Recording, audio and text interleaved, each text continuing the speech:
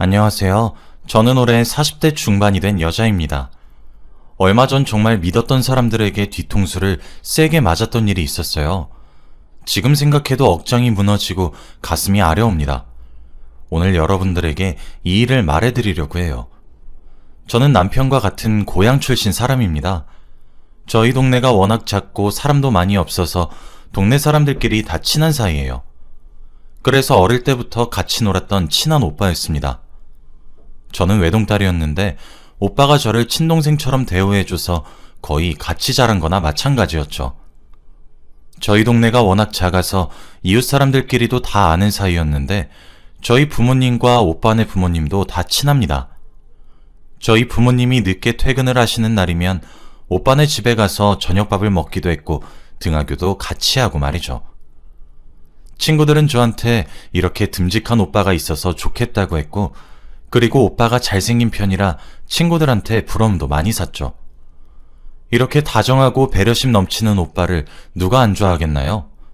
저도 솔직히 오빠를 조금 좋아했습니다. 아기 때부터 친하게 지내던 오빠였는데 중학생, 고등학생이 되니까 남자로 보이더라고요. 그런데 제가 오빠한테 제 마음을 고백해버리면 다시는 친동생, 친오빠 같은 관계가 되지 못할 것 같아 티를 전혀 내지 않았죠.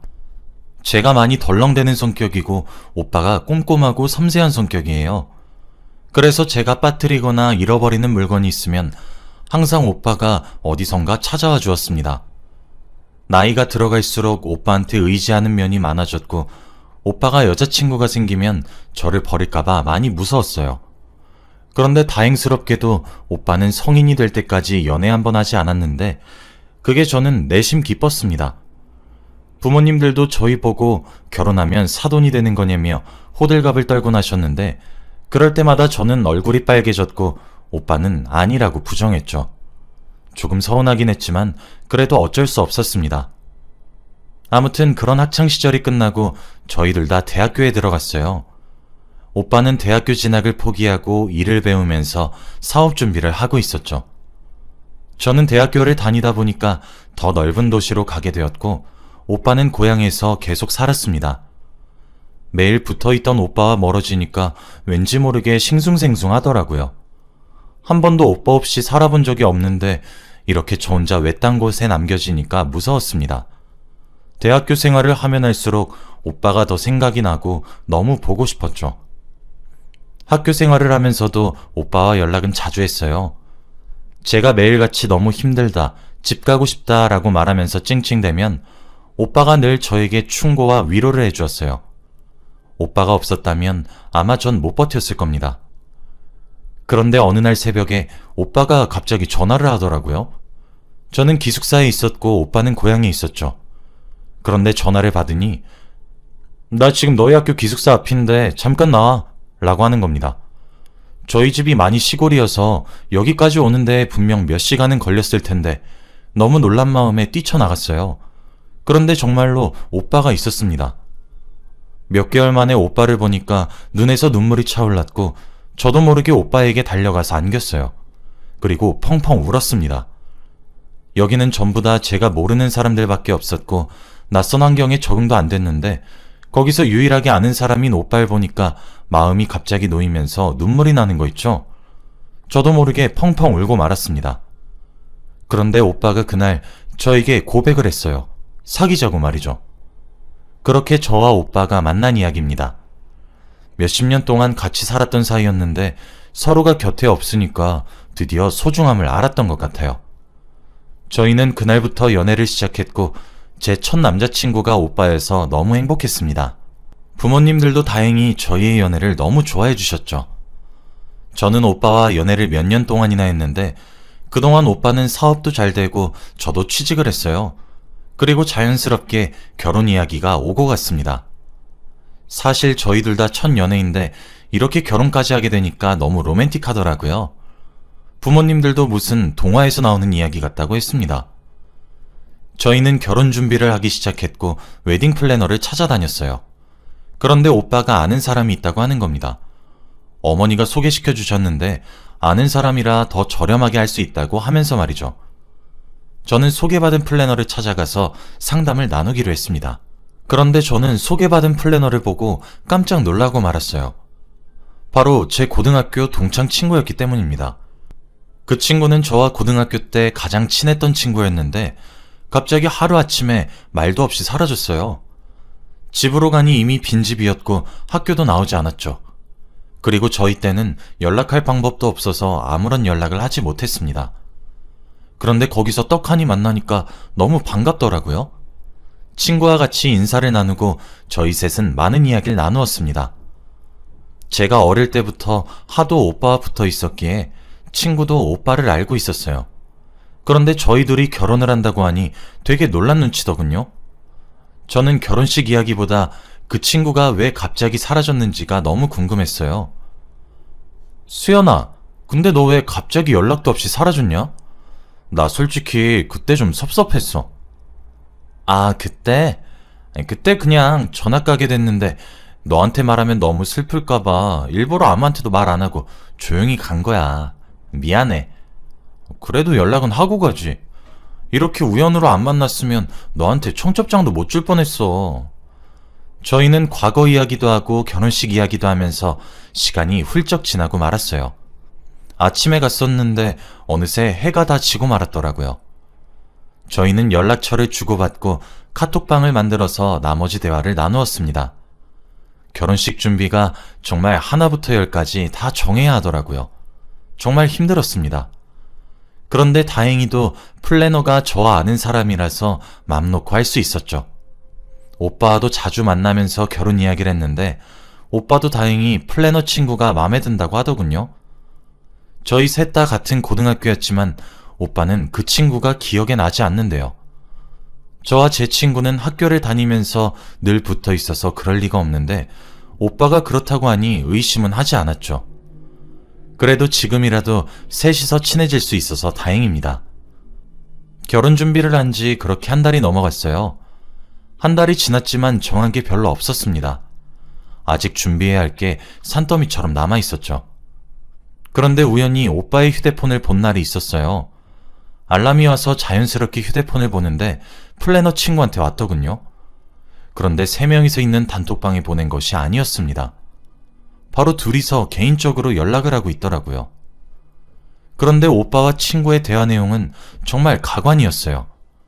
단순히 플래너와 예비 신랑의 공적인 대화가 아니었거든요. 둘이서 아주 깨가 쏟아지는 대화를 주고받았습니다. 주말인데 뭐하냐, 좋은 아침 보내라, 나는 지금 뭐하고 있는 중이다 등등 둘이서 아주 하하호호 거리면서 이야기를 하더군요. 대화의 시작을 보니까 친구가 먼저 연락을 했더라고요. 초반에는 오빠가 조금 튕기는 것 같았는데 시간이 지날수록 오빠는 제 친구와 이야기하는 게 재밌었는지 같이 웃고 떠들었습니다. 그리고 무엇보다도 저한테 잔다고 한 시간에 그 친구와 전화를 했더군요. 정말 놀랐어요. 오빠는 시간이 지날수록 더 적극적으로 플래너 친구에게 말을 걸었습니다. 이렇게 아름다우신 분이 왜 남자친구가 없냐고 말하면 친구는 소개 좀 시켜달라, 외롭다 이러면서 꼬리를 치더군요. 그리고 무엇보다 더 대박인 건 바로 오빠와 플래너 친구가 주고받은 사진이었습니다. 자신들의 셀카를 보내는 것은 물론이었고 플래너 친구는 자신이 오늘 뭘 입고 나갈 건지 거울로 셀카를 찍어서 보냈죠. 그러면서 오빠는 치마가 짧은데요? 라고 하면서 둘이서 아주 꽁냥꽁냥 거렸습니다. 저는 손이 덜덜 떨렸어요. 오빠가 다른 여자와 하호호호 거리는 걸 단 한 번도 본 적이 없었는데 그들의 대화 장면을 보니까 너무 놀랐죠. 그리고 무엇보다 어떻게 저와 가장 친했던 친구가 이럴 수 있나요? 무엇보다도 결혼 준비를 하고 있는데 이러면 안 되잖아요. 아직 결혼도 하지도 않았는데 오빠의 바람이라뇨. 정말 충격적이었습니다. 솔직히 며칠 동안은 고민했어요. 오빠한테 말을 할지 말지요. 그런데 그때 저는 너무 바보 같았고 오빠가 없다면 이 세상을 살아갈 용기가 없었습니다. 성격이 너무 소심해서 제가 오빠한테 이렇게 내 친구와 연락하는 거 싫다고 말을 하면 오빠가 저를 떠날 것 같았거든요. 그래서 며칠을 마음고생했습니다. 그런데 스트레스 때문인지 머리카락이 수도 없이 빠지고 점점 말라갔어요. 제가 이렇게 고민하고 있는 와중에도 그들은 웃으면서 대화할 생각을 하니까 화가 나는 거 있죠. 그래서 수많은 고민 끝에 오빠에게 솔직하게 말했습니다. 친구와 선 넘는 대화하는 거 속상하다고 말이죠. 그런데 오빠의 반응은 의외였어요. 오히려 저한테 미안하다며 일부러 제 친구라서 좋게 보이고 싶어서 그렇게 말한 거래요. 아무 사이 아니라고 하더군요. 그리고 평생 오빠한테는 여자는 저밖에 없다고 했습니다. 그때 저는 또 바보같이 그런 사탕 발린 말에 흔들렸고 오빠를 용서해 주기로 했어요. 그리고 정말로 오빠는 친구와 연락을 끊었습니다. 오빠도 저 말고 다른 여자와 연락을 해본 적이 없어서 원래 이렇게 해야 예의인 줄 알았대요. 그래서 그렇게 했는데 제가 속상해할 줄 몰랐답니다. 저도 오빠의 말을 들으니까 이해가 되었어요. 그리고 다시 결혼 준비를 제대로 하기 시작했습니다. 다행히도 친구와 어색해지진 않았고 결혼에 조금 더 집중할 수 있었죠. 그런데 결혼 준비가 거의 다 끝나갈 때쯤 놀라운 소식을 듣게 되었습니다. 바로 제가 임신을 하게 되었거든요. 그래서 결혼 준비를 더 급하게 하게 되었답니다. 저희 결혼은 작고 소박하게 진행했기 때문에 비용도 많이 들지 않았고 만족했어요. 다들 제 임신을 축하해 주어서 행복한 결혼식을 올릴 수 있었습니다. 그리고 무엇보다 결혼식이 끝나자마자 플래너 친구와의 연락은 끊겼어요. 사실 저는 저희 남편과 그런 대화를 오고 가는 것을 보았을 때 조금 실망도 했고 더 이상은 웃으면서 그 친구를 맞이할 수는 없겠더라고요. 그래서 저도 딱히 붙잡지 않았습니다. 결혼식을 올리고 저희는 신혼집에 들어가서 드디어 결혼 생활을 본격적으로 시작했어요. 그런데 다 좋았는데 딱 하나 걸리는 게 있었어요. 바로 저의 의심입니다. 남편이 과거에 다른 여자와 연락을 했던 게 저한테는 굉장한 충격으로 다가왔는지 저도 모르게 남편을 의심하고 있더군요. 매일 어디서 뭘 하는지 궁금했고 남편의 카톡을 밤마다 확인을 하고자야 마음이 놓였죠. 남편도 다행히 저에게 사진도 찍어서 보내주고 카톡도 당당하게 보여줬습니다. 그런 환경 속에서 저는 아이를 낳았고 나름 화목해 보이는 가족을 꾸렸죠. 저희는 아들을 낳았는데 시부모님이 더 좋아했습니다. 시부모님은 가부장적인 편이었는데 드디어 대를 이을 수 있다고 기뻐하시니 저도 덩달아 기분이 좋아졌습니다. 아이를 낳고 기르다 보니 너무 정신이 없고 아이를 돌보는 데에만 집중하게 되어서 남편의 휴대폰을 확인하거나 남편의 의심을 하는 건 사라진 지 오래였죠. 아이는 새벽에 매일같이 잠에서 깨서 아이를 돌보기에도 바빴고 남편은 일을 한다고 육아는 점점 손을 떼고 있었습니다. 사업이 승승장구해서 남편은 매일같이 바빴고 집에 오면 씻고 잠만 잤어요. 아들 얼굴 볼 틈도 없었고 저와 이야기를 나누지도 않았습니다. 오로지 그에게는 집이 그저 잠을 자는 공간일 뿐이었죠. 그런데 왠지 모르게 그날따라 오랜만에 남편의 휴대폰을 보고 싶더라고요. 몇 달 동안 남편의 휴대폰을 한 번도 본 적이 없는데 그때 왠지 모르게 촉이 왔어요. 그래서 남편이 자는 동안 우는 아이를 달래면서 휴대폰을 봤습니다. 근데 전 충격에 빠지고 말았어요. 남편이 한 달에 한 번씩 주기적으로 50만 원씩 누군가에게 보내고 있더라고요. 그런데 돈을 받는 사람의 이름이 익숙했습니다. 바로 웨딩 플래너 친구였거든요. 저는 그걸 보고 손이 벌벌 떨렸고 머리가 새하얘졌어요. 결혼과 동시에 연락이 끊긴 줄 알았는데 왜 남편이 50만 원씩 보내고 있는 걸까요? 정말 믿기지 않았고 믿고 싶지도 않았습니다. 머릿속에서는 별별 생각이 다 들었어요. 한 번도 남편이 술이나 여자 문제로 속을 썩인 적이 없는데 어떻게 그럴 수 있죠? 남편한테 이 사실을 말해야 할지 말아야 할지 엄청나게 고민을 했어요. 그런데 차마 아무 말도 하지 못하겠더군요. 말을 하다가 저도 모르게 눈물이 터질 것 같았습니다. 그래서 저 스스로 어떻게 된 일인지 알아보기로 했어요. 저는 며칠 동안의 긴 고민 끝에 플래너 친구를 찾아가기로 했습니다. 친구에게 연락을 해서 집 앞으로 찾아갔어요. 친구에게 미리 연락을 하고 현관문을 여는 순간 플래너 친구가 딸아이를 안고 있더군요. 나이는 저희 아들과 비슷해 보였습니다. 그런데 저는 그 여자아이의 얼굴을 보고 머리를 한 대 맞은 기분이었죠. 저희 남편과 똑같이 생겼었거든요. 제가 자신의 딸을 보면서 정신이 빠져 있는 것을 보고 플래너 친구도 상황을 대충 눈치챈 것 같아요. 그리고 플래너 친구는 저에게 솔직하게 다 말해줬습니다. 그 여자아이는 남편과 플래너 친구 사이에서 생긴 딸이 맞대요. 그리고 50만 원은 양육비라고 합니다. 저는 아무 말도 할 수 없었어요. 너무 충격적이었거든요. 둘이서 저 몰래 연락을 하고 만난 것으로 모자라 아이까지 만들었다뇨.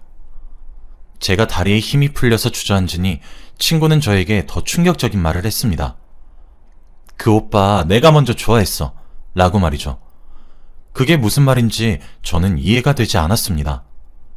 한 번도 그 친구는 저에게 제 남편을 좋아한다고 말한 적이 없거든요. 너 내가 고등학생 때 그 오빠 얼마나 좋아했는지 알아? 그런데 맨날 너한테 꼭 붙어서 다니고 나한텐 관심도 없고 그래서 너랑 친해지면 나한테도 눈길을 주겠지 싶어서 너 이용해봤어. 너랑 친해지면 나한테 관심을 줄까봐.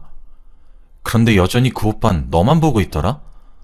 나보다 얼굴도 못생기고 공부도 못하고 몸매도 안 좋은 너한테 졌다고 생각하니까 너무 화가 났어. 그래서 내가 그 오빠 불러서 고백했다? 좋아한다고. 그러니까 너랑 친하게 지내지 말라고. 근데 그 오빠는 끝까지 너 생각만 하면서 내 고백을 거절했어. 자기는 널 좋아한다고 하면서. 그래서 전학 간 거야. 쪽팔리고 화나서. 그런데 정말 우연찮게 플래너가 내가 됐지 뭐야?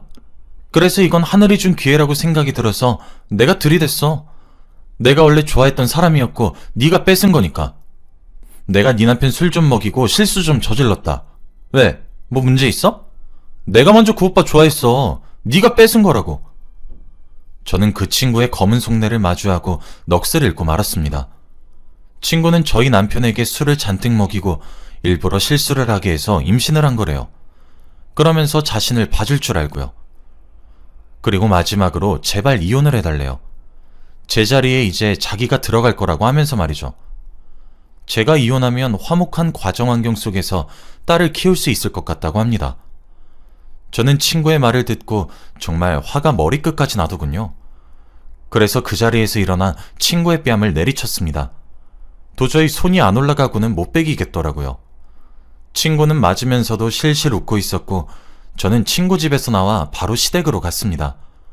모든 사실을 시부모님께 다 말씀드렸어요.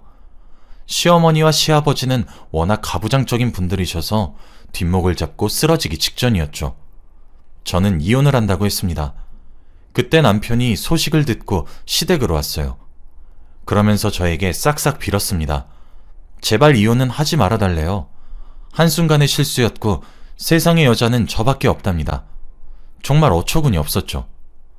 저는 오로지 제 아들만 있으면 되었기에 다음날 바로 이혼 서류를 내밀고 아들과 함께 집을 나갔습니다. 우선은 친정집에 가서 살았어요. 저희 부모님도 저희 남편을 어릴 때부터 알고 지냈던 사이였기 때문에 이럴 줄은 상상도 못했다고 합니다. 그리고 저와 남편은 정식적으로 이혼을 했어요. 처음에는 화가 미칠 듯이 나고 그들이 저한테 그런 배신을 했다고 생각하니까 잠도 못 자겠더라고요. 밤마다 악몽도 꾸었고 무엇보다 아들한테 너무 미안했습니다. 그런데 몇 주 이야기를 들어보니 조금 통쾌하긴 하더군요. 친구를 며느리로 받아주지 않는다고 해요. 딸을 낳아서 안 되고 본처가 아니라서 절대 안 받아준다고 합니다. 그래서 아직까지 혼자서 딸을 키우며 살고 있다고 하더군요. 남편의 호적에도 올리지 못하고 말이죠. 지금 생각해보면 친구 하나 잘못 사귀어서 이렇게 된 것 같아요. 그런데 그거에 흔들린 남편도 정말 나빴죠. 지금은 아예 연락도 하지 않고 있고 양육비만 받고 있습니다. 남편은 두 곳에다가 양육비를 줘야 하는 것이죠. 몇 달이 지난 일이지만 지금 생각해도 정말 놀라운 일인 것 같아요. 여러분들도 친구 조심히 사귀시고 결혼도 잘하시길 바래요. 저 같은 일이 일어나지 않길 바랍니다. 제 이야기는 여기까지예요. 들어주셔서 감사합니다.